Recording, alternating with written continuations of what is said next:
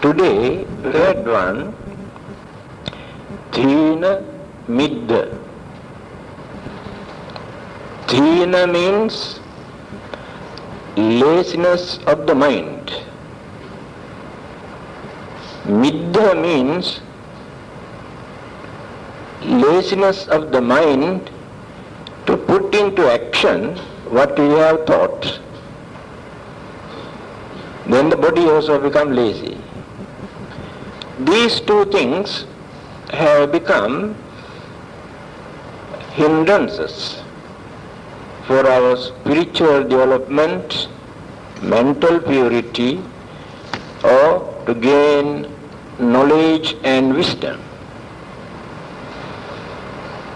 Buddhism regards these five: sensual pleasure, ill will or hatred, and sloth and torpor or laziness of the mind, and laziness of the mind to do something when the ideas appear in the mind. And the last one, uddhacca kukkucca, restlessness of the mind and a skeptical doubt. So the next Friday we can explain the last item. So tonight, laziness of the mind. There are many people who do not think, who do not know how to make use of their mind because they are lazy. They can create imaginations, go on creating daydreams, but never give a chance for their intellect or intellectual aspect to gain some knowledge and understanding by thinking, analyzing, investigating, observing properly. That is why forever they remain as narrow-minded people. Their understanding is very limited, if not very difficult for them to understand. When we say something, they understand something else. They catch another idea according to their way of thinking. This is a weakness. Misunderstanding we always create because of this. When I say something with good intention, you may think the other way around. You analyze this in different ways because you cannot catch the real meaning of these words. That is our weakness. So this is also the nature of our mind. How we have cultivated, how we have used our mind, our mental process, continuity of mental process. This may remain for some times, sometimes not only within one lifetime. To activate our mind, we need the mental energy. To gain this mental energy, we must have enough substance, food for thoughts. Otherwise we cannot strengthen or to get rid of this laziness of the mind. This is a very important subject. How to make use of the mind. We have the mind, but we don't use the mind. Just now I mentioned This may be due to our previous experience. That means we did not use our intellect properly. It is already hidden in our mind. It is there. Learning means withdrawing certain ideas and beliefs that we have accepted earlier. By knowing that belief is wrong, that concept is wrong, that attitude is wrong, that is called learning. When we remove all these wrong concept and belief, then mind become pure. Then very easily we can gain knowledge and understanding. Now it is difficult for us to gain proper understanding because there are so many hindrances. Just like the glass covered by dust. We cannot get the clear vision, cannot see the object properly. When we clean the lens of our glass, then we can see what it is. Exactly in the same way, the lens of our mind is covered with illusions, delusions, hallucination, misconception, and natural laziness. See how many things are there. So we have to cleanse the mind by removing these dirts. Now the question is how to clean this mind.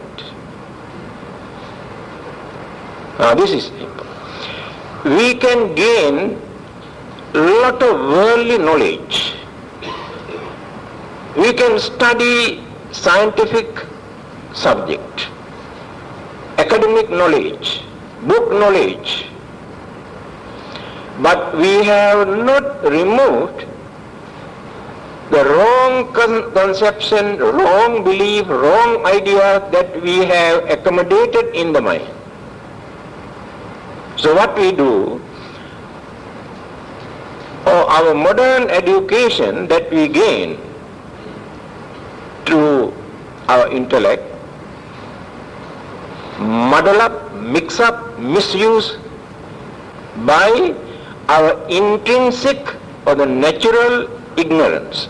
It is there already in the mind.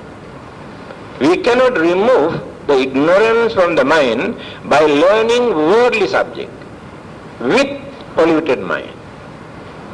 I have told you, I have mentioned this in my book also, in What Buddhists Believe. A well-known French writer has written a book. The title of the book is Learned Ignorance. Very clearly he explained, the more we learn by keeping our ignorance in the mind, the more we enlarge our ignorance. Before we learn, our ignorance was this much. After learning, it has become so big, because we also develop egoism and selfishness, pride, so many other things because of that academic knowledge. That is why he says learned ignorance, not ordinary ignorance. Then he says, I do not know how he got this idea, he was not a Buddhist. He says, if we want to know the truth or the facts or the reality in anything, please listen very carefully what he says. If we want to know the truth or the facts or reality in anything, there is nothing for us to learn from outside. By learning so many things, external things, we cannot gain reality or understanding or perfect vision Because all our mental hindrances are very active in the mind. Our natural ignorances are still there. Our imaginations are still there. Our delusions, what we have created from time to time, are still there. So we cannot use this. If you know how to remove this dark cloud from the mind, even without learning anything from outside, the purity of the mind and the storehouse of consciousness is very, very rich. At the moment we cannot use. It is already submerged, just like a big iceberg in the sea.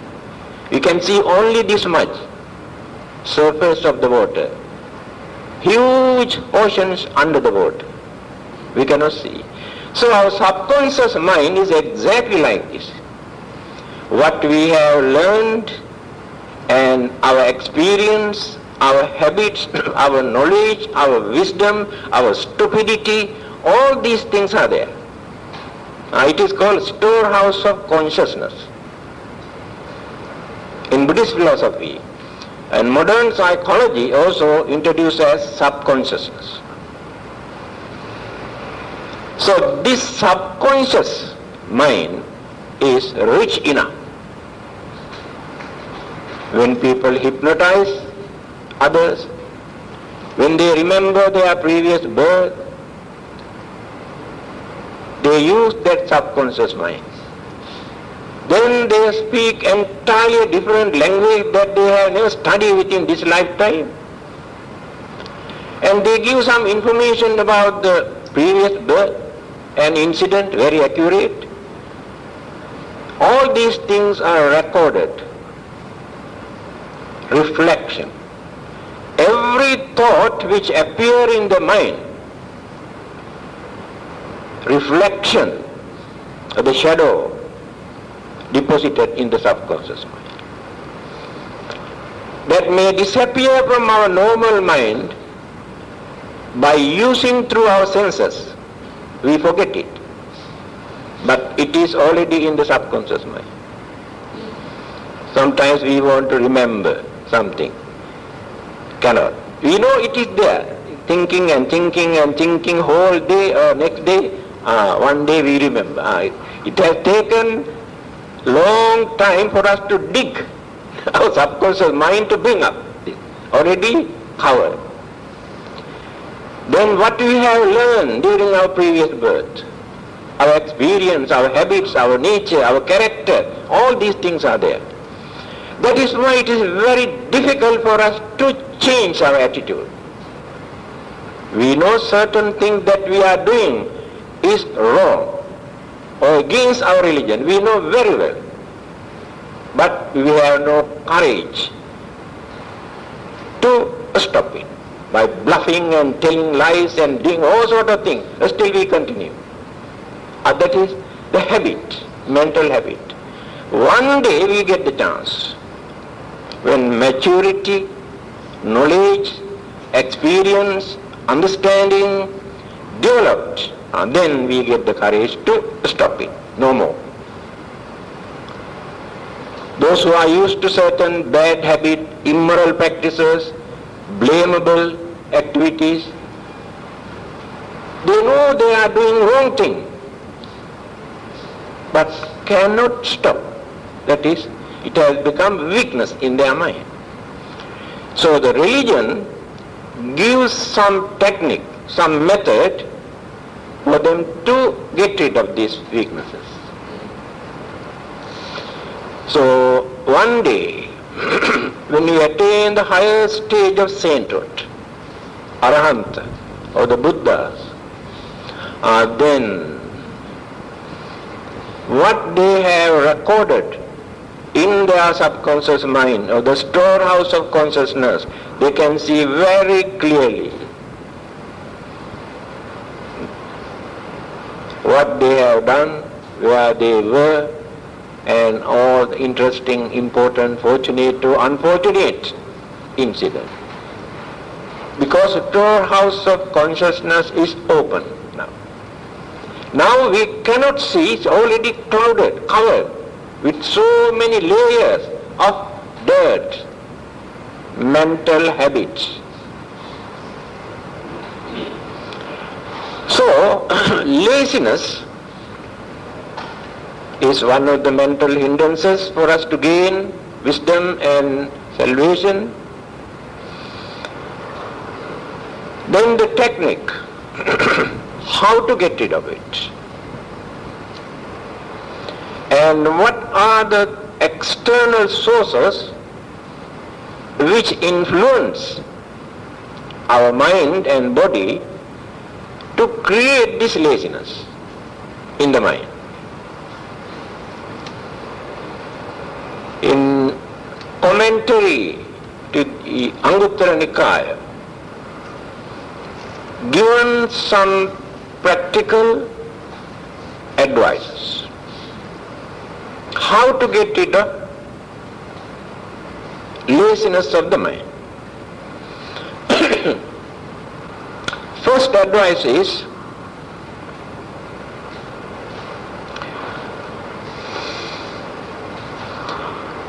eating.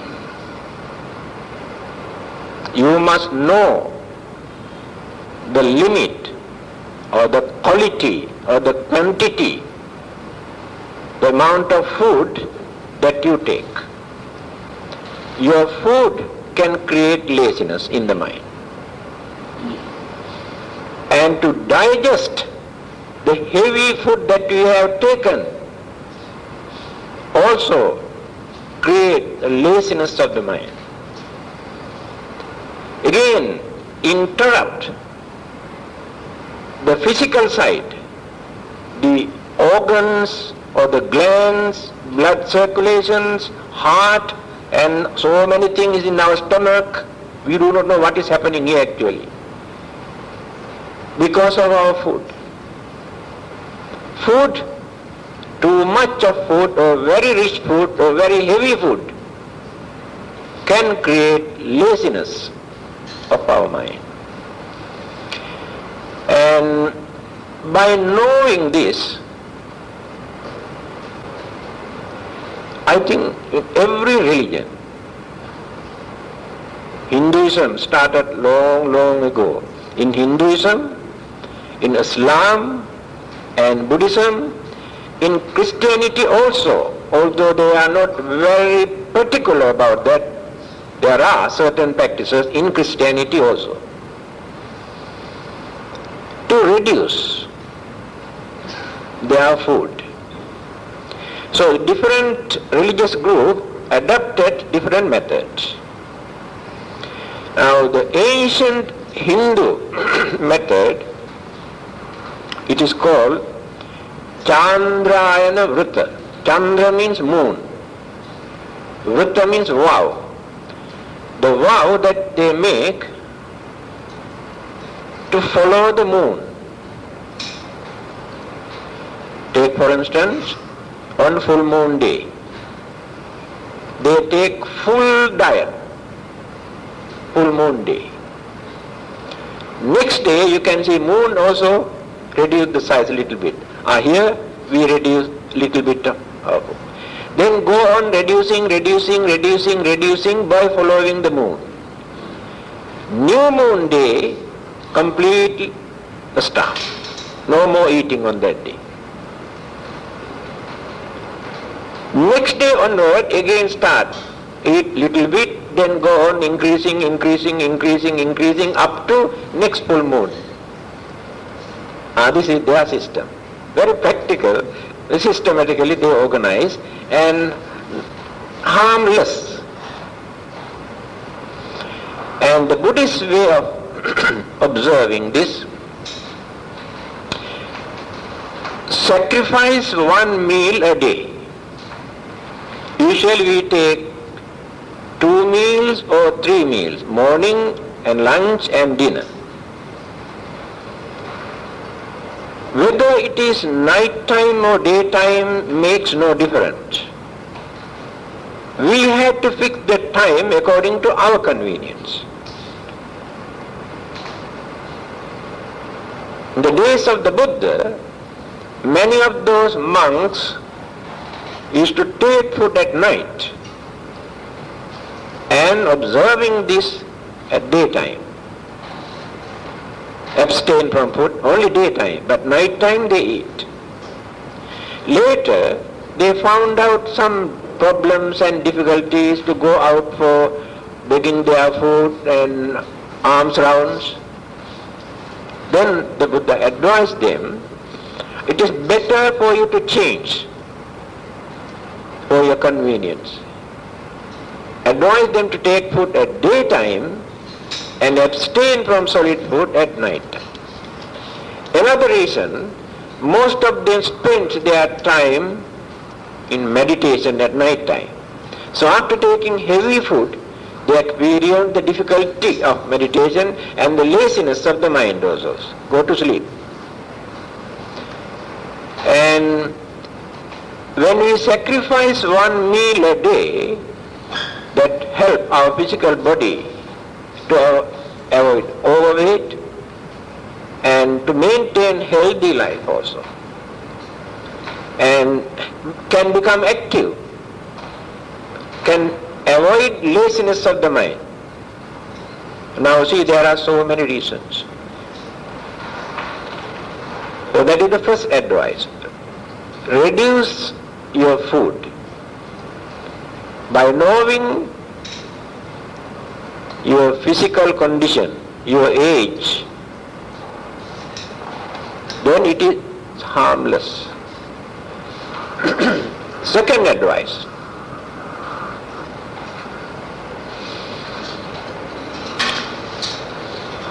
Changing the posture,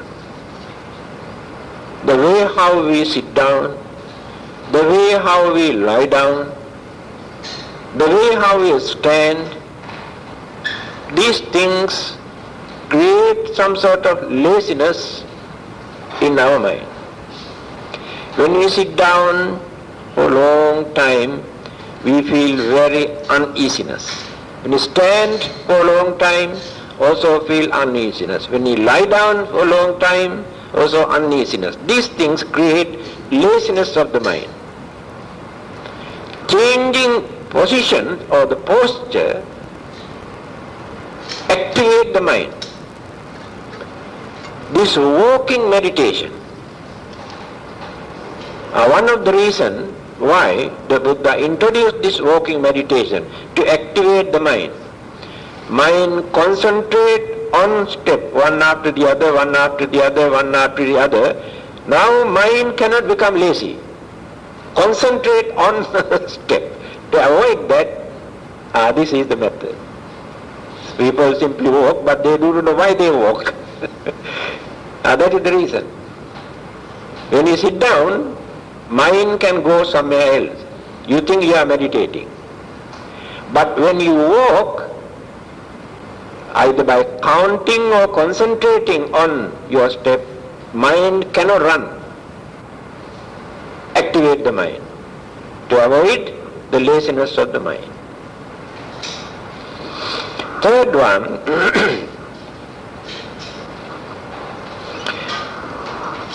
reflection on the perceptions of light, brightness, dim light, darkness. These things also contribute something to create laziness of the mind. If the light is very bright, mind cannot tolerate. At that time, interrupts our way of thinking, some disturbances. If completely dark, then some sort of fear or suspicion or uncertainty disturb the mind. If the light is very dim, we cannot see things properly, we cannot read, we cannot do our thing properly. Also disturb the mind. So you have to adjust the light according to your convenience, not to disturb the mind. If you like darkness, then see, some people don't like brightness. They say very disturbing. Some people need 4, 5 light even daytime also. That is their way of life. Without that, they say they cannot work. To others it is a real nuisance. To some people at night time also, they don't want bright light. See how far they have observed these things, how they disturb the mind. Next one, staying in the open area. Now this is also meaningful. So when you study the Buddha's life from the very beginning up to his death, everything, birth, enlightenment, his sermons and passing away, and most of his time during the 45 years he spends always the open area, mango gardens and bamboo garden and all sort of places, but very seldom he stay inside the house. He like open area. There is something which influence our mind to have fresh idea. So when you read Satipatthana Sutta, the way of mindfulness, where Buddha has recommended Aranyagato va, Rukkhamulagato va, Sunyagāragato va. Those who want to meditate without disturbances, they must go to an isolated place where there are no people to disturb them. If not under a tree, if not somewhere in a grove or jungle, where people cannot disturb or create temptation or cannot create agitation. Avoid all these things. To avoid these problems. Now, if you try to meditate at home, your children, your relatives, your friends and visitors always come and disturb you, irritate you, disturb. So open area, when you study environment, Buddhism contributes a lot. Respect the environment. In fact, the Buddha advised his disciple, monks, not to destroy even plant life, to maintain the environment. And always go and sit down under a tree. They also believe that human mind can influence the plant life, because plant also got a life, not like our life, and plant life also can influence our mind. Still we have not learned. Of course, scientists have discovered, according to their experiment, that how far human mind can influence the plant life. There is no argument about that. But we do not know what plant life can do for us and influence us. And you do not know, when you go and you say you want to make a vow under the Bodhi tree, some people laugh at them. What do you mean by that? But you do not know the secret behind. Why do you want to go and express your grievances and troubles and problems and difficulties to a tree, a plant, what that plant can do for you. There is something, although you cannot understand. Your human mind, when you radiated vibration, remember the plant life processes are there. The Buddha introduced plant life as Ekindriya Satta. We have 5 senses. Plant life got one among those 5. Sensation, feeling. Every plant life. In certain plant we can see this very, very active. In Africa, I understand the jungle, there's a plant or creeper, I do not know. If any animals or human beings go and stand under that tree, the big leaves slowly come down and sensitivity. And certain leaves, when you touch, close. Why? What is the secret? Sensitivity. So these things indicate there is something. So we harmonize our mental vibrations and their vibration. They also create vibration. Through this harmony, we experience some changes or some effect. At the same time, certain plants disturb us, create sicknesses and lot of disturbances.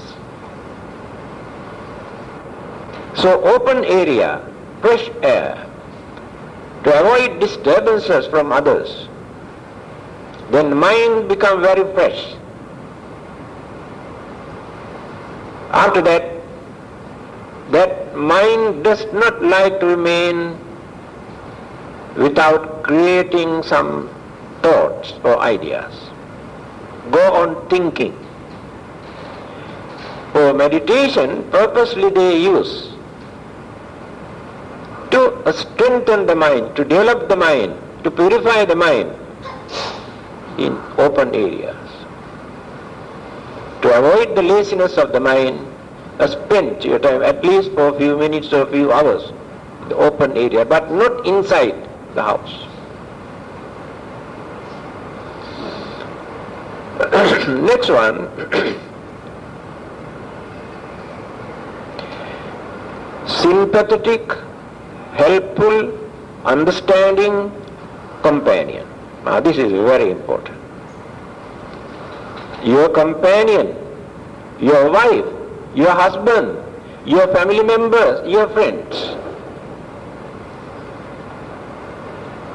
they can create or they can influence your mind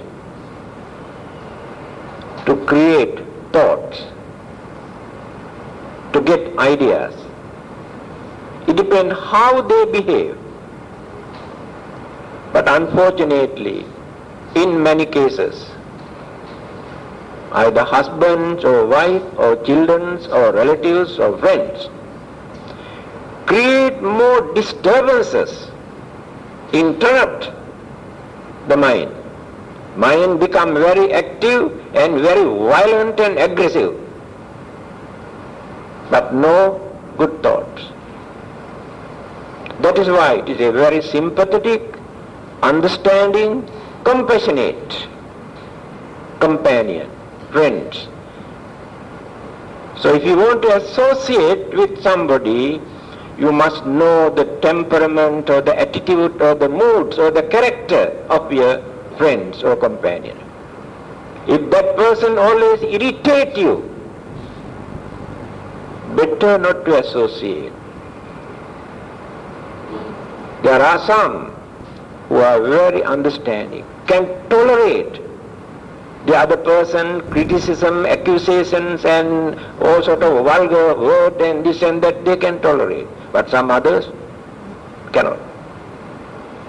Understanding, compassionate, who maintain sympathetic feeling. That means no ill will, no jealousy toward that person, no discrimination. So if we can find such person to associate, that gives lot of consolation, confidence, satisfaction in our life. Then we also get some good ideas, because they are very understanding person.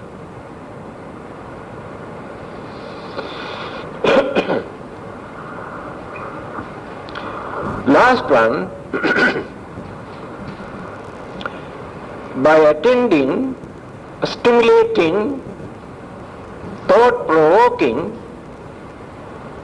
talk, especially on religious subject. So, when we attend to certain talks, sometimes we can see half of the audience sleeping. They cannot understand, they cannot catch the ideas, they cannot understand the language, lot of problems. And mind become more lazy. If the speaker use the language and the words and interpretations and expressions in such a way to influence their mind, to open their mind, then mind become active. Rejuvenate your mind. Then get the ideas at that time. And these ideas you accommodate in your mind. If not, these ideas appear and disappear next moment. When the mind is influenced, at that time when you get the idea, this idea penetrates into the mind, remains there. Then the mind becomes very active, can create good thoughts, good ideas. These are the few methods introduced in Buddhism for us to get rid of our laziness of the mind. Next one,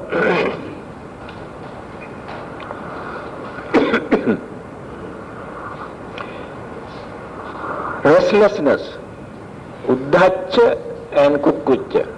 So the first one was the laziness of the mind and laziness of the thoughts to put into action. These are the methods. These two, restlessness of the mind, uddhacca, kukkucca, worry. These two things also always disturb the mind, interrupt purity of the mind, spiritual development. Restlessness is a real nuisance. Sometimes we do not know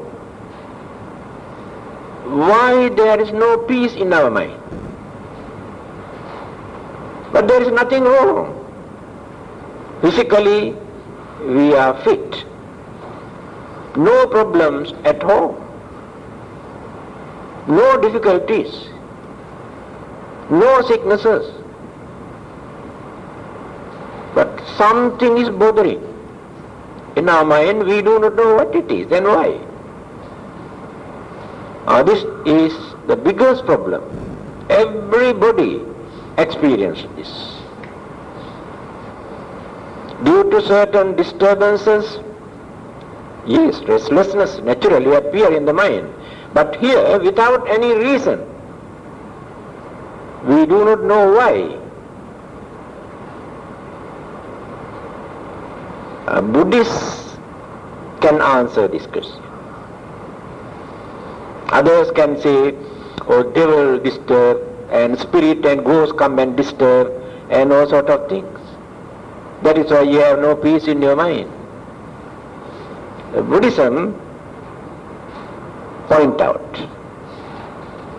why this restlessness occurs. This is also due to our subconscious mind. Certain things which have been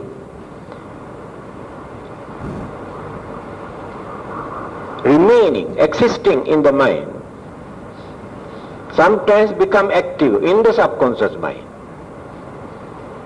After that, these thoughts influence our normal mind. If it is a bad or unfortunate thought, restlessness appear in the mind. If not, these thoughts create dreams when we sleep. That is how many of our dreams we experience, through the influence of our subconscious mind.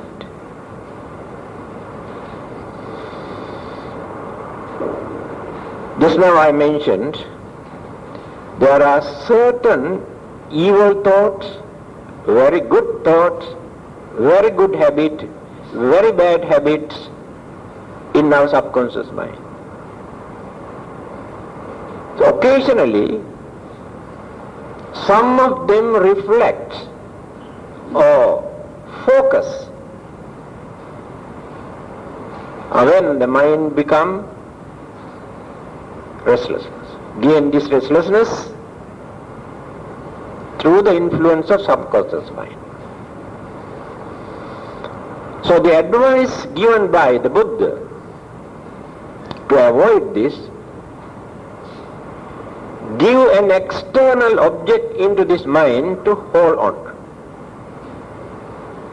Now the mind is dealing, concentrating with this external object without allowing the subconscious mind to influence, to disturb. Let us take the Buddha image.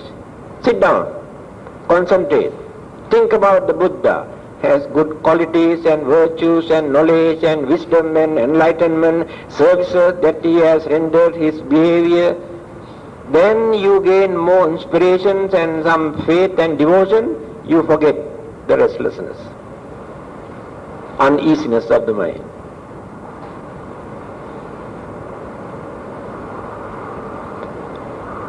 Then the other one is more dangerous. Worry. Why worry? We do not know why worry. Why we worry? But we worry. I think you can remember these beautiful sayings in Sanskrit language written by Venerable Santideva. The name of the book is Bodhicharyavatara. For problems and worries that we have to confront, we have to face, you also must understand there are some solutions for you to get rid of them. Without trying to find out the solution, do you think by worrying you can get rid of your problem? Never. So when you start to find out what is the cause of this problem, who is responsible for this, whether I am responsible or somebody else is responsible, what is the cause of this problem, this trouble, this misunderstanding, this enmity, this disturbance? Who created this? What is the origin of it? Then we forget our worries. Then we will be able to find out the cause. If we are wise, we can get rid of this problem. How? Assume. This trouble started due to my word, what I said. Misunderstanding, enmity started from there. But the trouble is, my egoism tried to hold on I don't like to apologize. I don't like to withdraw my word. I don't like to say I am sorry because of that egoism. But willing to prepare, face any troubles and problems and calamities and violence and bloodshed also. But cannot say I am sorry. See the nature of human egoism. That is why this Shantideva says, if there is a problem, there must be some cause for that, either you or another person. If you can find out, you can get rid of this. By worrying, you disturb your mind and your body, both. You never gain anything. Again he says, for certain problems, there are no solution whatsoever, because they are natural. Again he says, for certain problems, there are no solution whatsoever, because they are natural. They are natural occurrences. There is nobody in this world or in any other part of the world who can stop them. If you can understand this, then there is no point of worrying. Why do you worry? They are natural. A bodhisattva who developed his mind concentrate and analyze in this way. Again, there is another beautiful saying in the same book, Shantideva. Assume we have so many enemies. There is nobody in this world who is free from enemies. The Buddha also had enemies, but they are not enemies to the Buddha. It is their misunderstanding. But we have real enemies due to jealousy, grudge and ill will and misunderstanding, or thinking that they may lose something because of us, then enemies. Then when we come to know that there are enemies, we think or we plan to kill them, to destroy them. We must kill our enemies. But the Shantideva says, by killing your enemies, you create more and more enemies. You never get the chance to get rid of your enemies by accusing, blaming them. You create more enemies. That is not the method. But if you kill only one person, all your enemies automatically disappear. Who is that enemy? Kill your anger. When you kill your anger, all your enemies disappear. You try and see whether it works or not. You should not show others, your enemies, that you are angry with that person. After that he also withdraw his or her enmity. So you can kill all your enemies in that way. First you must kill your own anger. This is the quality of a bodhisattva. We also, since we are following this method, this religion, we have to cultivate the same qualities. A Buddhist scholar who went to Tibet first time, nearly 1,000 years ago, from Bangladesh, India. At that time there was no Bangladesh. His name is Dipankara Sri Jnana. The difficulty of reaching Tibet at that time, going through thick jungles and rocks and where there are wild animals and cool climate, At the age of 70, can you imagine? At the age of 70, this old man had the courage to climb hills and rocks and to reach the bed. Bodhidharma went to China, Kumarjiva went to China, Asipa Matanga went to China. There was no aeroplane, no bus, no lorries, no bullock cart even, from India to China. See the courage they had. No road.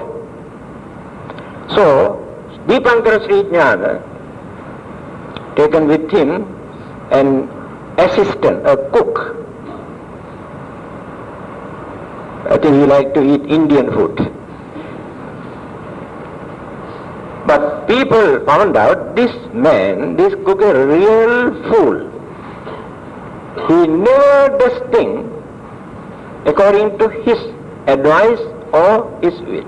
Always go, not against, do something else which is not suitable for him. Having seen this, some of those Tibetan advice, Reverend Dipankara Sri Jnana, send him back. Why do you want to keep this foolish man with you? He is not useful for you. Then he said, you must understand, I am not keeping him as my servant. I am keeping him as my teacher.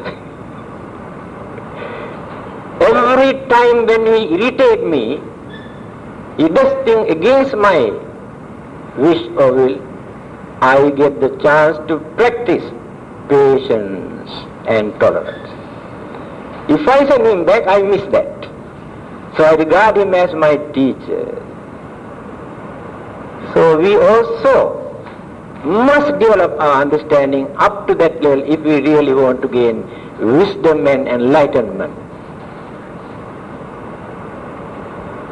So, worries that we maintain in our mind, we create due to suspicion, misunderstanding, jealousy, fear, mostly due to our fear, undue, unnecessary fear we have in our mind. The more superstitious belief we have about devils and ghosts and hantus and black magic and charms and this and that, then we create more and more fear and worries. Worry for nothing. Then sicknesses. You do not know what kind of sicknesses you have to face after middle age. If you start to worry, these worries damage the whole system. Damage your brain cells and neurons in the brains. Damage the tender part of glands in the body. Damage the organs, heart, blood circulation, nerves. Later, all sort of sicknesses because of these worries and fear. We do not know this. We ruin physically and mentally by developing these worries.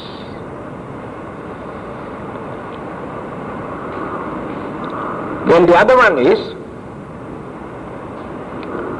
a skeptical doubt. This is also very dangerous. We are very stubborn. We don't want to reason out. No sense of reasoning in the mind. Whatever we have decided, we think we are right. We don't want to listen to others,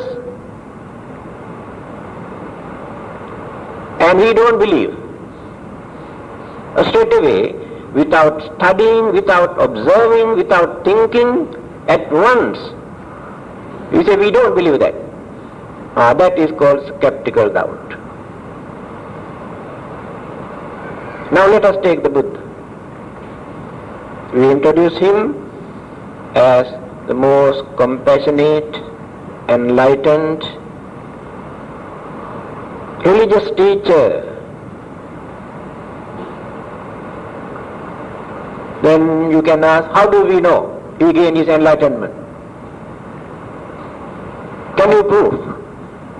This kind of argument they bring forward. Now when we say there will be another life hereafter, after our death there will be rebirth, and some people at once say, oh rubbish, we don't believe all these things. But without thinking, reasoning, studying, at once they say we don't believe. Skeptical doubt. There are so many like this. That stubbornness mixed up with stupidity underground. A stupidity behind. It is not intelligence. It is a rotten intelligence. Cannot use. There are some people. At one, they say, we don't believe all these things. We can use our mind without depending on any religion, without depending on any God, without depending on Buddha. We have a human mind to think.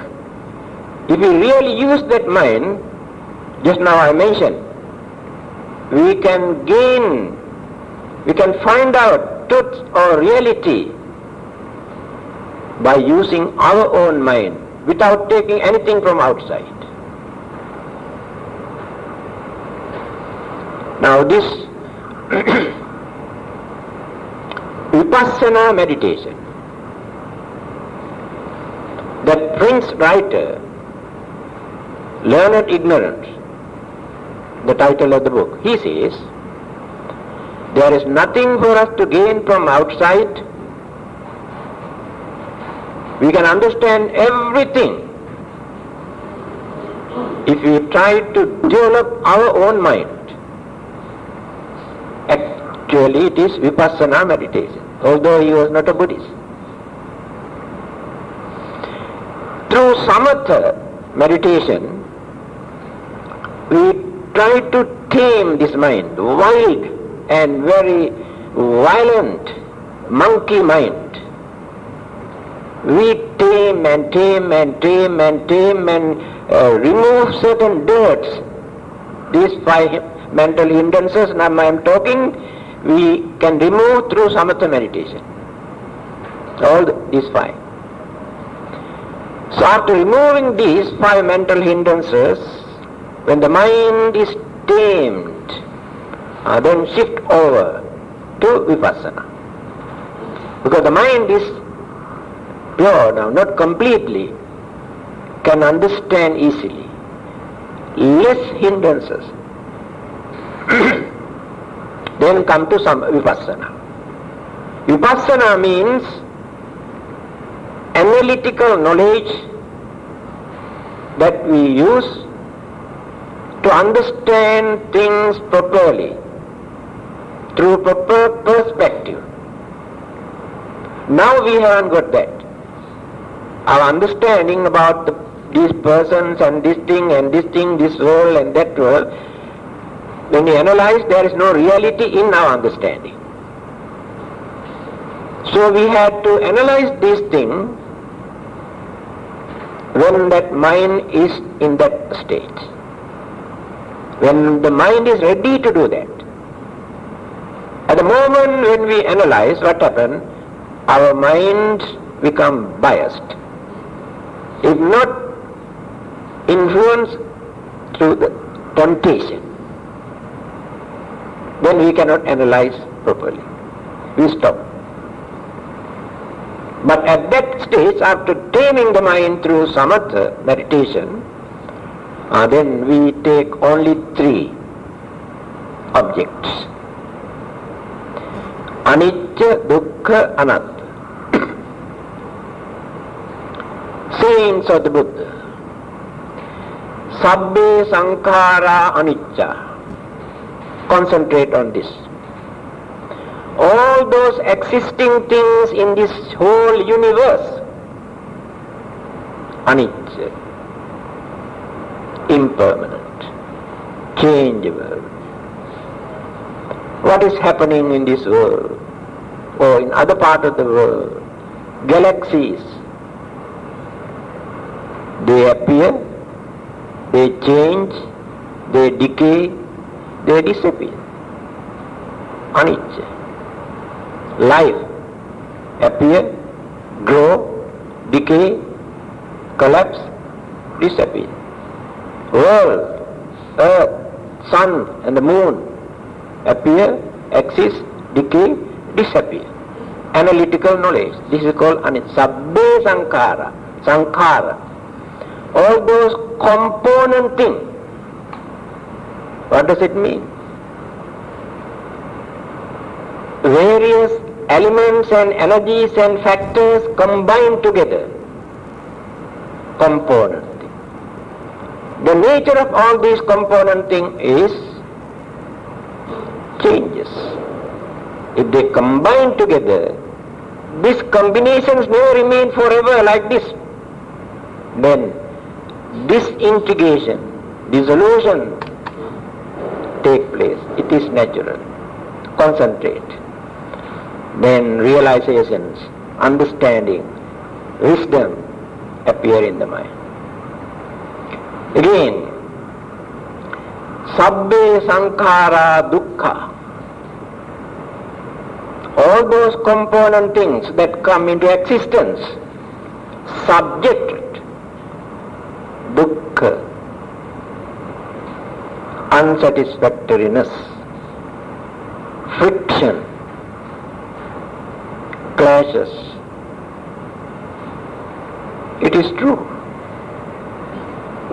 Can you find out anything in this world where we can gain complete satisfaction throughout our life? Never. You gain husband, you gain wife, you gain children, you gain property, you gain so many things. Always get unsatisfactoriness, disturbances, get fed up and frustration, disappointment, clashes. Again, plant life, earth, rocks, you can see these changes, friction, clashes. They also decay and disappear. Analyze everything in this way. Unbiasedly we analyze. It is not due to the influence of God or devils or anybody else. This is the nature of the component thing. If they combine together, they also disintegrate. Natural. By praying and worshipping and offering and crying and worrying, you cannot stop all these things. Your duty is to train your mind to face, to understand these things are natural. Then you can stop your worries also. People worry thinking they grow old. People worry thinking they get sicknesses. People worry thinking that they may die as if they never die. These are natural. Why can't they think in this way? These are natural. Then we can stop our worries. That is called ignorance. Sabbe dhamma anatta. Last one. Everything, in everything, you cannot find any permanent entity, substance, which can remain forever without changing.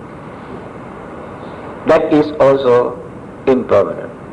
We can go on analyzing to find out whether there is any, in the final analysis, whether there is any unchangeable entity or substance. Nothing.